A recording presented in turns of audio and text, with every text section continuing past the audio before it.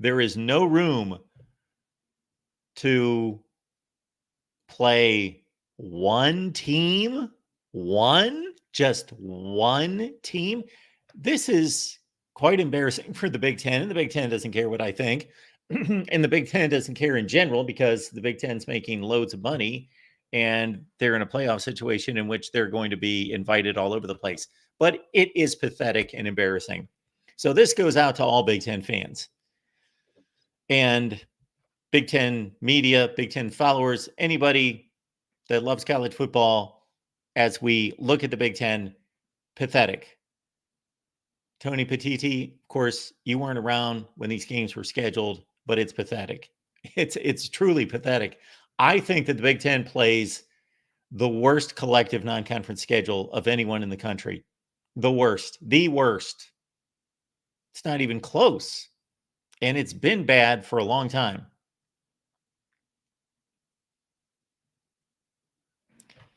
It's awful. It's awful. It's atrocious. It's pathetic. Big Ten. I would like to tell you to do better, but you have no reason to do better. No reason to do better. So again, last year, Ohio State played Notre Dame.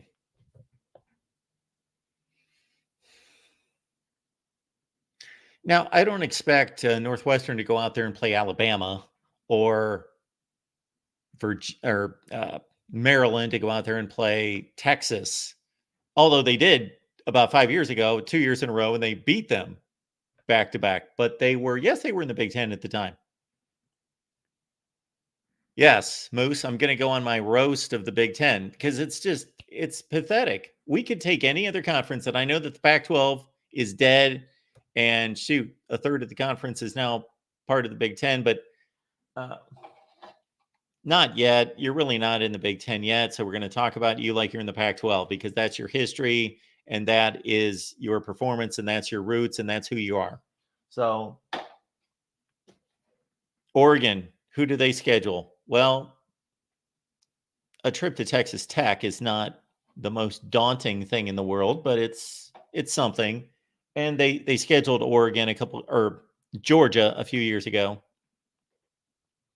And USC, my goodness, our buddy Tim Prankley likes to brag on USC, but he has reason to. USC's non-conference scheduling puts every team in the Big Ten to shame. Puts them to shame. Much tougher non-conference schedules. All the time. Washington certainly has never been afraid of scheduling Ohio State, Michigan, Miami, and across the country, just whoever.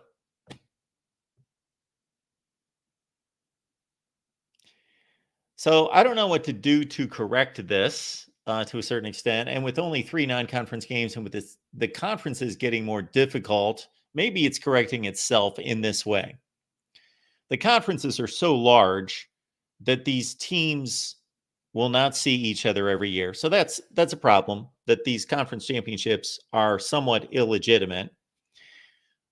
But by playing more difficult conference schedules, of course, there's less incentive. And I make less of a demand for teams to go out there and schedule difficult non-conference games. I'm not going to do that after you play a difficult 9-game schedule and you need a break of sorts. But wait till we get to these non-conference schedules. And with a lot of teams,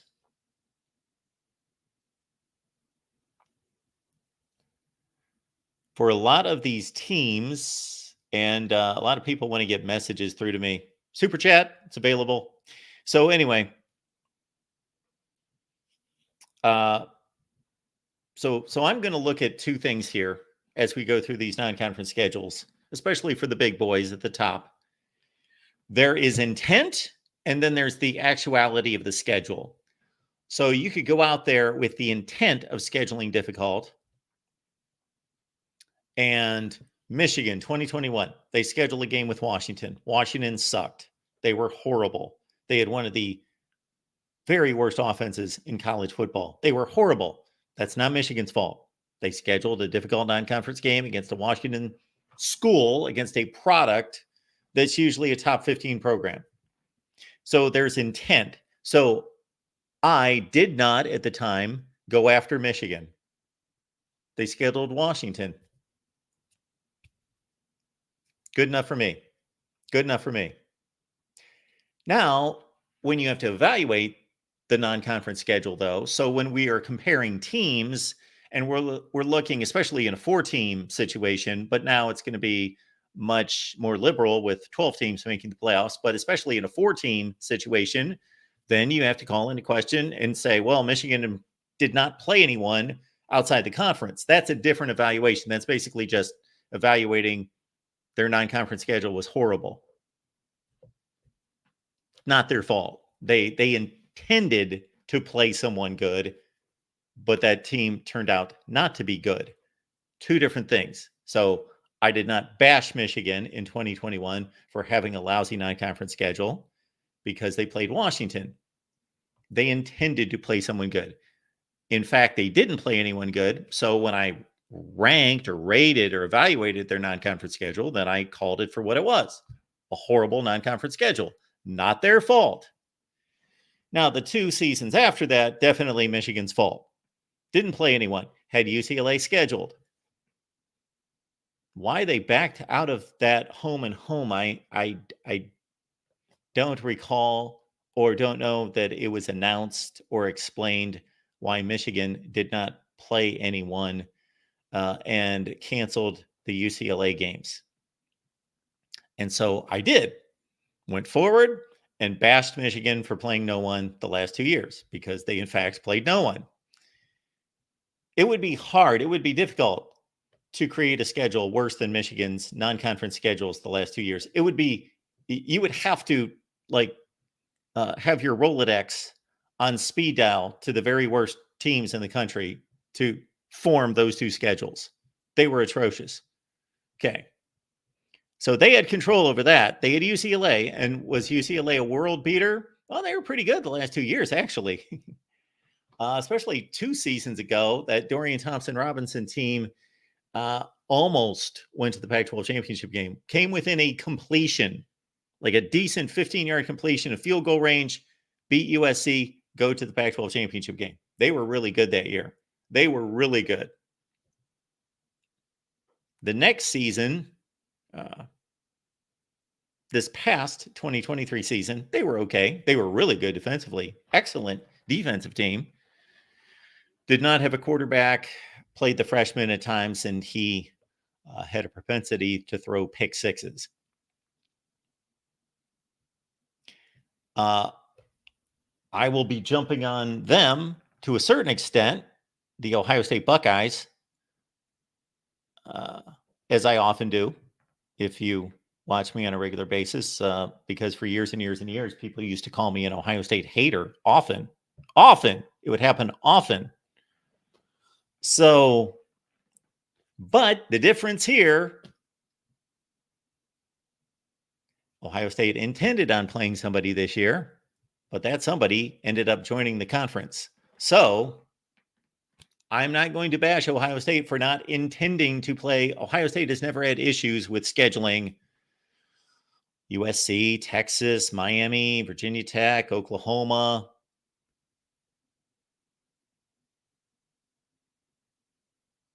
Oregon, home and home series all over the place, TCU and others over the past 20 years. Ohio State need not apologize to anyone for their non-conference scheduling somebody that is usually really, really good. And if they're not, that just happens to be one of those one-offs. And they had Washington scheduled. Well, the difference between the Michigan situation and the Ohio State situation is Ohio State had to cancel that game. Shoot, you can look at my video. You can look at my video when Ohio State canceled that game and say, where I said, let's not be surprised if Washington's close to joining the Big Ten. And Ohio State would, of course, had to travel out to the West Coast, make a second trip to the West Coast. Michigan made no trips to the West Coast last year. Ohio State's got 1 to Oregon. They would have to go 2. And again, Washington's in the conference. So, yeah, I will defend Ohio State. Not because they're Ohio State, my favorite team, or anything like that. Out of common sense, out of logic. That's how we do it here. But is their non-conference schedule awful? Yes, it's horrible. Not their fault, but horrible. 2021, not Michigan's fault. Horrible. In 2022 and 23, Michigan's fault. Horrible. They, for some reason, didn't want to go to the West Coast one time. All right, here we go. Non-conference scheduling.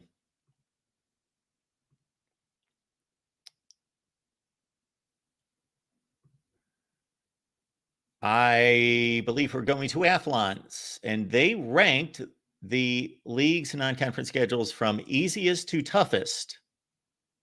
Okay? So here we go. And for Ohio State not to show up on this list for a little while shows you how bad this is. Indiana, you're pathetic. We are just going to call out all pathetic schools. You have no excuse unless something's been canceled that I was not aware of. That could be. Let me know, Indiana fans, anyone that wants to stick up for Indiana. It could be legit. I doubt it. Who has Indiana played in recent years that's any good? Well, they had a game against Louisville last year. Good for them. Actually, shoot, we were going through difficult non-conference games. Did anyone bring that up in the chat? That's actually the second most legitimate team that was played in the Big Ten last year by a Big Ten team was Indiana playing Louisville. They have to be the second best team that a Big Ten team played last year. Louisville. Yeah, they would be. Minnesota played North Carolina. Good for you, PJ Fleck, Minnesota. Going to North Carolina, you get a return trip, legitimate game. Great. Northwestern feels like they suddenly they have to play Duke every year. I don't get that. I understand it's kind of this meeting of the minds, like we're the academic elites here, but I don't totally understand that, why that game has to be played. I don't know if you're paying attention to this.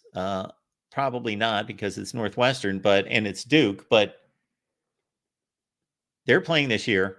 They've played like 8 out of 9 years.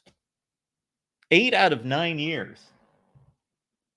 I better figure something out before my my power goes out here. So I'm going to have to plug something in here at some point. So like 8 out of 9 years, Northwestern has played Duke. Somebody, is there anybody in the media, anyone who has asked this? If I go to Big Ten Media Days, I am just going to fight to talk to David Braun. And of course, it's not his issue. He wasn't around for it. But I would just love to ask him, why is your school playing Duke every year? Every year. You're playing Duke more than you're playing most of the teams in the Big Ten. Don't get it. Okay, I understand. Academic school. There's some kind of synergy there, I guess, that they think people are going to be drawn to. People don't watch football games because of the academic matchup. Okay.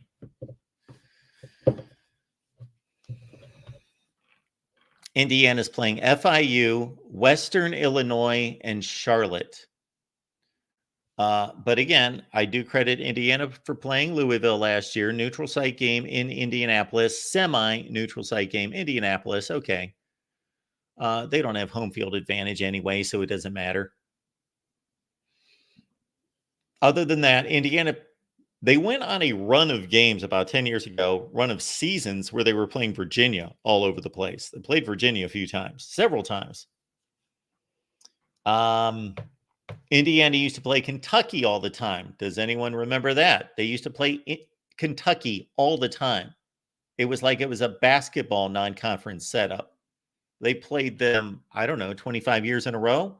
They played Kentucky. Maybe they figured out nobody cared about that either. So other than that, Indiana, they played Missouri when Mizzou was good with Gary Pinkel.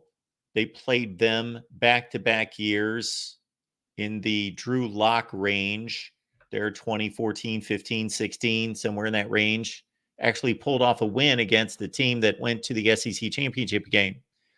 But other than that, Indiana, okay. And this is just disturbing. This is just, what are you doing? What are you doing? I know you're trying to get to a bowl game. I understand that's what you're trying to do, but who's going to these games?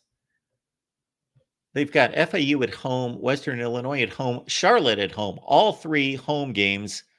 Who's going to these just pathetic outings? And they might lose one of these games. They almost lost to Akron last year. They should have lost to the worst team, or the second worst team, technically, in the MAC, and one of the very worst teams in college football. So, Indiana, shame on you. You're pathetic. All right, next is Michigan State. Michigan State is playing FAU, Prairie View A&M. Was there not a mandate from Jim Delaney years ago that Big Ten teams would not be playing FCS teams? There is no reason for this game to be played. And if there is, that I'm not aware of, please enlighten me. And then a trip to Boston College, fine. My general thought process there is, if you are going to schedule one Power 5, if you're going to schedule Syracuse, Boston College, Wake Forest, not that they haven't been good, but that kind of game, schedule somebody else too. Michigan State, let's see what their history is off the top of my head. Going out of conference. Of course, they used to play Notre Dame. That used to be a big deal. Notre Dame, Michigan State used to love that matchup. Loved it. Loved it. Looked forward to Notre Dame, Michigan State games. But we don't have that anymore because Notre Dame is playing an ACC schedule. Notre Dame found it more meaningful to play Duke and Georgia Tech and Virginia on a regular basis rather than Michigan, Michigan State, and Purdue. All right, so that's atrocious. But okay, they play a Power 5 team on the road. Okay, that is a rematch of the whatever the precursor to the Russell Athletic Bowl, the Champ Sports Bowl from circa maybe 2007. Whatever Matt Ryan's final season at Boston College, 07, 08, Brian Hoyer. That was a bowl game that Boston College won. 24-21, if I remember correctly. Check me on that one. At number 16 in the Big Ten is Minnesota. Okay, this is, North Carolina is typically a fringe top 25 team. Okay, fine. Another FCS game scheduled, playing my daughter's alma mater. I'm sure she will be excited about that. And then playing the Wolfpack of Nevada, who have been really bad in recent years. Really bad. Maryland. What's Maryland got this year? The Terps. The mighty Terps are playing UConn. They go to Virginia. They played them last year. So I think this series, wait a minute here. And this would not be the worst thing. So I understand the ACC ties. I understand the geographical ties there. So there is a history there. So for those types of games, sure. If Maryland wants to go out and play Virginia or Syracuse or West Virginia on a more than regular basis, on a fairly regular basis outside the conference, hey, why not? Yeah, so they played last year. I did know that, but for some reason I thought that they had played. I know what I'm confusing. Virginia played Illinois back to back before this. So Maryland squashed them last year by 4 touchdowns, and that's their big game this year, is going to Virginia to play the Wahoos. Then again, what is it with playing FCS teams this year? Maryland's playing Villanova. Good basketball game. All right, number 14, the Buckeyes. Now, why this schedule's not last, I don't know. Or maybe not last, but I would think that the presence of Virginia and Boston College and North Carolina on Minnesota's schedule would vault them above Ohio State because this is a terrible schedule. Now, I don't know who Ohio State picked up to take Washington's place. It might have been Akron. I don't know for sure. I don't remember. Marshall's been a decent team, of course. And certainly Notre Dame doesn't want to see Marshall on its schedule. Western Michigan, all those Michigan schools, all those directional Michigan schools, they all go. I think it would be hard to find a season in which those three aren't all going 5-7, 6-6, or 7-5. I think that's what they all do every year. They are all fringe MAC bowl teams. So this is a bad schedule, and Ohio State may have a scoring margin of like 150-0 after game 3. All right, so that's bad. But again, the Buckeyes had Washington scheduled. Game had to be canceled. Now, technically, let me clarify that. The game did not have to be canceled. They could have played that as a non-conference game. But why go out to the West Coast twice? That's not in your best interest. So if they were playing that game at home, okay, Nebraska's got UTEP. Then they've got this game against Colorado. So Nebraska has, rightly or wrongly, I can go either way on this one, scheduled Colorado quite a bit, and they keep losing to them. So hopefully, if you're a Nebraska fan, a Big Ten supporter, Nebraska can finally beat Colorado. They got swept when Scott Frost was there. They had a 17-0 lead in Boulder. And then, of course, they got whipped last year. They got whipped on the scoreboard. Now, this was a Jeff Sims giveaway game, is what happened there. Now, another FCS game. Nebraska, FCS. Everybody except Ohio State is playing an FCS game thus far. Everybody. Okay.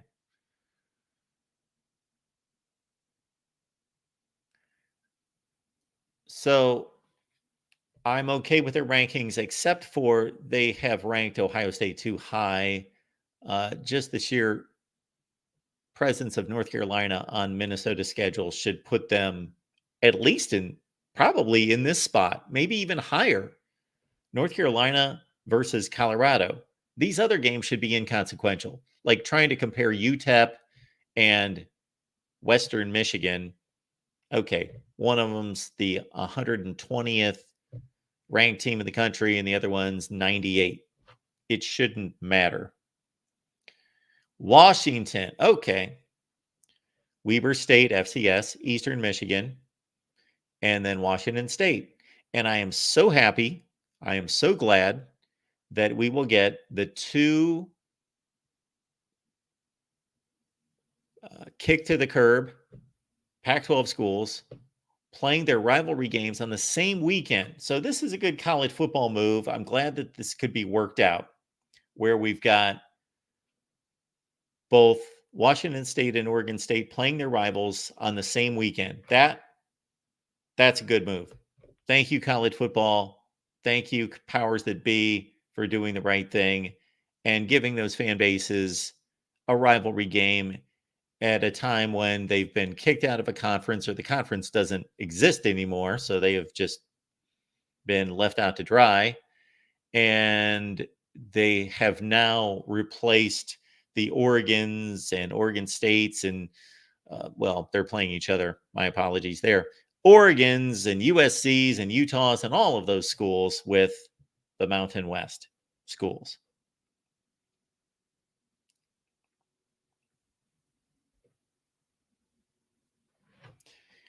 All right. I saw somebody comment in the chat something about the Big Ten and the SEC and non-conference scheduling. The SEC outschedules the Big Ten. Sorry.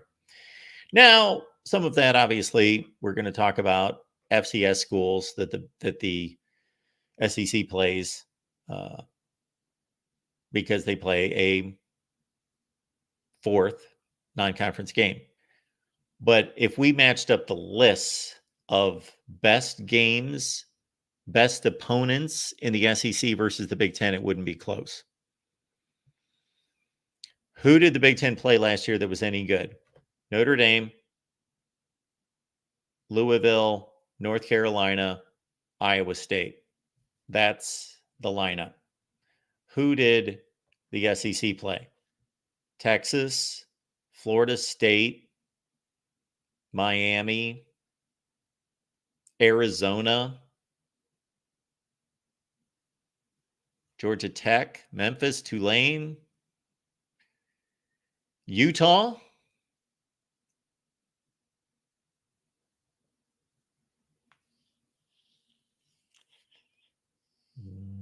Kansas State. It's pretty good. Clemson.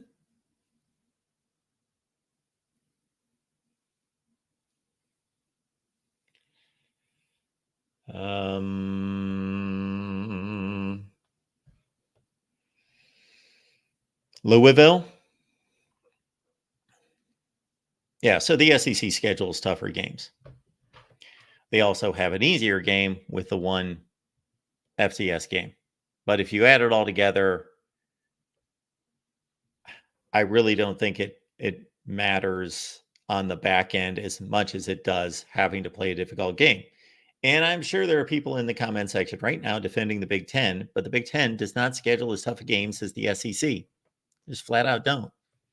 And you can please call and we can debate it and we can line up the teams and it will be an easy debate. Illinois is playing Eastern Illinois. Kansas, good game there. Well, hopefully it's a good game. It was a bad game last year. Kansas just throttled Illinois. It was not much of a game. It looked decent on the scoreboard. Illinois put a little fight up in the fourth quarter, and then they play Central Michigan. So nice little game for Illinois hosting Kansas. Good. And there we go. Another FCS game. Northwestern. Now, why this gets ranked up to number 9, I don't know. What is different about this lineup and Minnesota at 16 playing North Carolina? They're both playing those games at home. And I think North Carolina is probably projected to be slightly better than Duke. So I don't know if they're just spitballing this ranking system here. Miami of Ohio was a good MAC team last year. And Eastern Illinois. Northwestern probably has blown more games against bad teams, embarrassing results, than anyone. Okay, Penn State's got a 9-4 West Virginia team that they beat last year in Happy Valley, but they've got to go on the road. And Penn State's had some pretty weak schedules in non-conference play. After scheduling really tough for years and years and years and years and years. In the last 10 years, Auburn, home and home. There's been a lot of Virginia and the like. There's been a number of seasons Penn State played nobody outside the conference. And Big Ten fans, again, realize it's only been since 2017 that the Big Ten has played 9 conference games. I know that's getting to be a long time ago. Iowa Illinois State, Iowa State, Troy. Troy is no joke, and Iowa State should be a bowl team. And that's a must game that needs to be scheduled, should be scheduled, and played every year. Oregon. Well, now you've got two capable opponents going on the road against Oregon State. Again, I applaud the powers that be with the Civil War and the Apple Cup being played on the same weekend. That's good. Hopefully that continues, although it kind of hamstrings those programs in the Big Ten in being kind of in that Iowa situation where that's our one big game and then we can't schedule anyone else. So that's the only game we always schedule. I don't know that Oregon's going to go for that. I think they're the kind of brand that wants to be out there. Although, again, the exposure of the Big Ten, they're going to be opened up to playing a number of high brand teams. Boise State. They are not the Boise State of 15 years ago, but they are now with Cincinnati, Houston, UCF, SMU off to the big boy leagues. Boise State, one of the very best in the group of five. Always has been, but especially now. They won the Mountain West last year. Okay, Wisconsin, just on the strength of having to play Alabama. That is almost one of those kind of games that, okay, then if you scheduled two FCS games, I have no issue with that. Because Alabama's Alabama, no Nick Saban, but loaded.